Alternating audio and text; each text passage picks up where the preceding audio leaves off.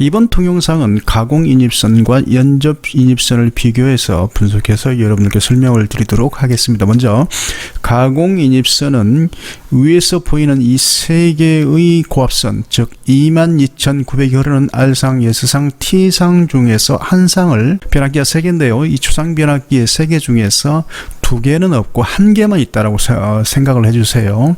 보통 보면 일반 주택에 이 3개보다는 1개의 추상 변압기가 철근 콘크리트 전주에 매달리는 경우가 많죠. 그래서 이 3개의 상 중에서 한 상을 1차에 따고, 그리고 요 밑에 있는 부분이 N선 중성선이죠. 중성선을 따게 되면 2차에 220이 되는 것이죠. 요 220은 이렇게 캐치 홀더를 거쳐서,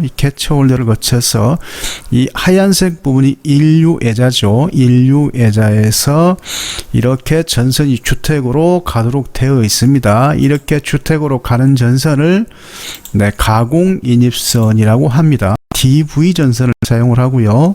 그래서 이렇게 간 것은 지금 여기에 보이는 것이 완철이죠. 인입용 완철 또는 붙임점이라고 합니다. 이렇게 철근 콘크리트 전주에 있는 추상 변압기에서 선이 이렇게 내려오는 거, 이것을 가공인입선이라고 합니다. 이 가공인입선에 대해서 그림을 그려서 좀 더 자세히 설명을 드리도록 하겠습니다.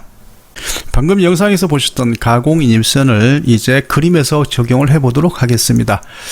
철근 콘크리트 제일 최상단의 가공지선은 번개가 쳤을 때 다른 부장품들, 그죠? 주상변압기나 그 다음에 애자들, 컷아웃 스위치가 이 번개의 속내로부터 충격을 받지 않도록 가공지선이 몸소 이 번개를 흡수해서 땅으로 이렇게 흘려보내는 가공지선, 그 다음에 고압선을 지지하는 폴리머 애자, 그리고 이 고압선에서 변압기 1차 측을 보호해주는 컷아웃 스위치가 있다라고 지난편 제가 그 동영상에서 말씀을 드렸죠. 그래서 중성선을 따서 220이 내려오면 이 부분이 인류애자죠. 인류애자를 거쳐서 이 A라는 집과 B라는 집이 있는데, 이 A라는 집으로 내려오는 여기까지 이 완철, 그죠? 여기 붙임점까지 주상 변압기 인류애자에서 여기 A라는 집의 붙임점까지 오는 이 선, 이 두 가닥의 220V가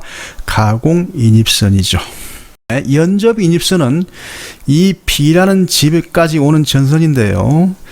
이 A라는 집의 붙임점에서 지지물 없이, 지지대 없이, 아무런 지지물 없이 B집의 여기 붙임점이죠. 붙임점까지 오는 선이 연접인입선이다. 그래서 가공인입선과 연접인입선을 먼저 구분을 해 주셔야 됩니다. 자, 그러면 가공인입선과 연접인입선을 어떻게 외울 것이냐? 우리 전기 공부는 억지로 외우면 외워지지 않습니다. 자, 그림을 연상하시고 그 다음에 단어 그 자체의 의미를 해석을 하시면 됩니다. 먼저 가공인입선을 설명을 드리도록 하겠습니다. 가공이라는 것은 지중과 반대되는 말입니다. 즉 지중은 땅으로 다니는 전선을 지중선선이라고요. 그 다음에 이렇게 철근 콘크리트 전주 또는 철주, 철탑으로 이렇게 전선이 날아다니는 전선을 가공전선이라고 합니다. 그래서 이 가공전선에서 인입이라는 것은 들어온다는 뜻이죠. 그래서 가공전선에서 A라는 집에 최초로 들어오는 인입선이니까 가공인입선.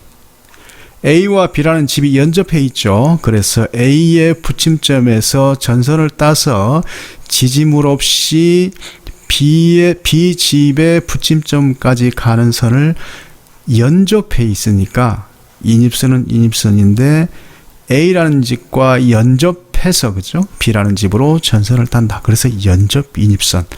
이렇게 하면 가공인입선과 연접인입선을 쉽게 여러분들께서 이해를 하실 수 있을 거라고 생각합니다. 이 가공인입선은 DV 전선이나 OW 전선을 사용을 합니다.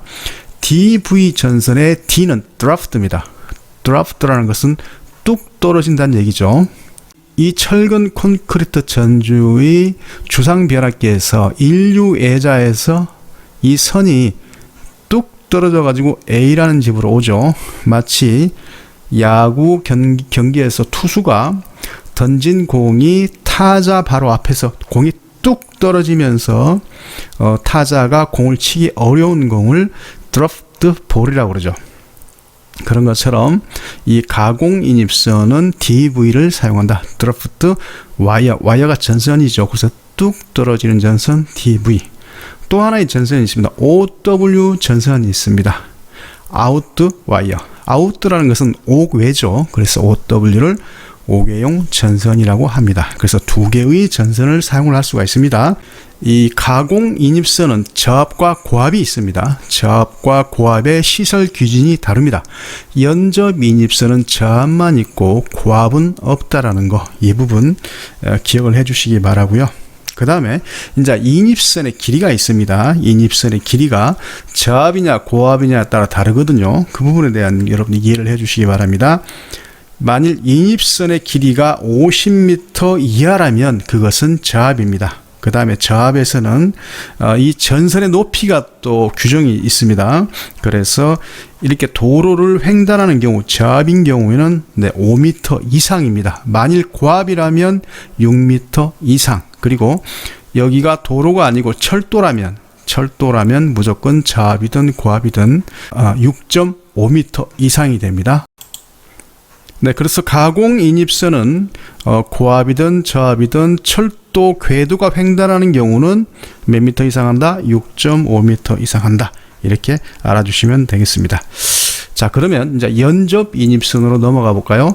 연접 인입선은 중요한 것은 이 A집의 붙임점에서 B집의 붙임점까지 100m를 넘어가면 안 됩니다. 왜냐하면 전압 강화 때문에 그렇습니다. 그 다음에 연접 인입선은 이 A라는 집을 뚫고 나가서는 안 됩니다. 유식한 말로 관통이죠. 관통을 해서는 안 됩니다. A라는 집에 B라는 집에 연접 인입선을 설치하기 위해서 A라는 집의 재산권을 침해하면 안 되겠죠. 그래서 여기를 뚫고 나가면 안 된다. 자, 중요한 것 또 하나. 도로 폭이 5m인 도로를 횡단하면 안 된다.